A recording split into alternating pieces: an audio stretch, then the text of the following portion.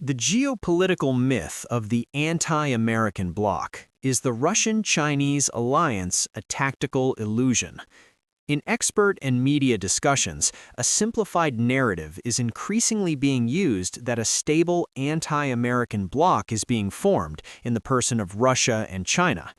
However, analysis shows that this is not about a strategic alliance, but about the coincidence of temporary interests that can turn into serious threats for Moscow when external conditions change.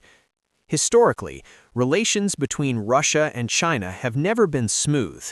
Even during the ideological unity of the USSR and the PRC, armed clashes occurred between them, and the level of mutual distrust remained high. These conflicts have not disappeared even today. In addition, China has officially called the territorial agreements of the late 19th century as unfair, as a result of which Russia acquired a large part of the Far East. For Moscow, this is not just a historical dispute, but a potential long-term security challenge, given the long land border with the PRC. Modern asymmetry exacerbates this risk. China has a much larger economy, a developed industrial and technological base, and a rapidly modernizing armed forces.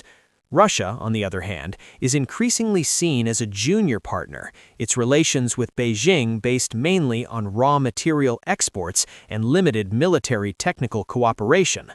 It is worth noting that China did not provide Russia with direct military assistance during the war in Ukraine. The assistance was limited to the supply of weapons and resources on a commercial basis, cash on delivery, and was not backed by political or military guarantees. Moreover, unlike the DPRK forces, Chinese troops did not even indirectly support Russia. In this context, the idea of an anti-American bloc turns out to be a myth, convenient for an external audience, but dangerous for real strategy. If the US and China move towards de-escalation or economic rapprochement, Russia will find itself in the most vulnerable position, with the disappearance of the confrontation between Washington and Beijing. The main external factor that restrains China's pressure from the north will also disappear. In such a scenario, Russia faces the risk of turning from an indispensable partner for China into a geopolitical periphery.